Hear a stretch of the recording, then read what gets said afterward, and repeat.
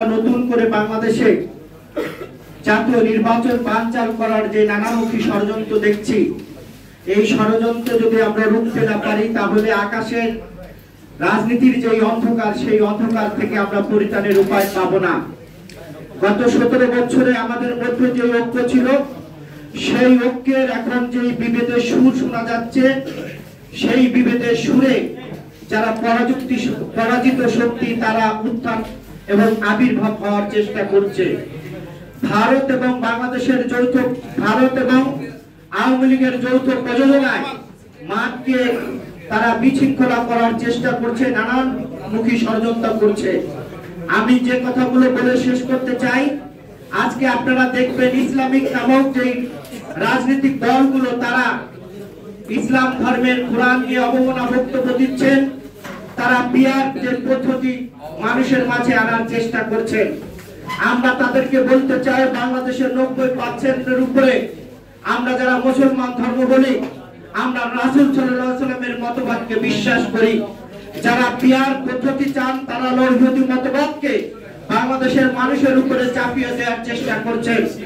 আমরা সেই ইহুদি মতবাদ আমরা গ্রহণ করব না। আমি যে প্রশ্নটি রেখে আমি আমার কথা শেষ করতে চাই, এই ইসলামিক যে রাজনৈতিক দলগুলো, তাদের কাছে আমার প্রশ্ন, একজন রাজনৈতিক কর্মী হিসেবে আপনারা কি ইহুদি মতবাদ বাংলাদেশের মানুষের উপরে চাপিয়ে দিতে চান, নাকি রাসূল সাল্লাল্লাহু আলাইহি ওয়াসাল্লামের মতবাদ চাপিয়ে দিতে চান? এখানে পরিষ্কার করতে হবে। যদি পরিষ্কার করতে ব্যর্থ হন তাহলে শেখ হাসিনার মতো আপনাদের পরিণতি ভয়াবহ হবে। কারণ আপনারা শেখ হাসিনার মতো জাতীয় নির্বাচনকে ভয় পান, শেখ হাসিনার মতো কোন বিচ্ছিন্ন অবস্থায় আপনারা আছেন, যার কারণে এই ইহুদি মতবাদ আমাদের উপরে চাপিয়ে দেন।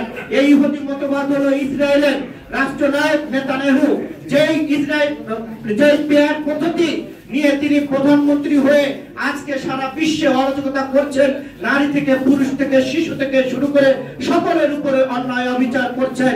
আমি যে কথাটি বলে শেষ করতে চাই, আপনারা জানেন যে একজন সাহসী সাংবাদিক আমাদের বাংলাদেশের নামকে বিশ্বর দরবারে নতুন করে তিনি মানবতার ফেরিওয়ালা হিসাবে তিনি পরিচিত লাভ করিয়ে দিয়েছেন। সেই শহীদুল ভাই আজকে ইসরায়েল দখলদার কারাগারে তিনি গ্রেফতার হয়েছেন।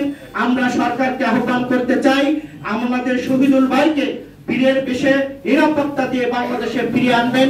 সকলকে ধন্যবাদ জানিয়ে আমি আমার কথা শেষ করছি। দেখা হবে রাজপথে, কথা হবে স্লোগানে, হয় লাশ না ইতিহাস। আল্লাহ হাফেজ।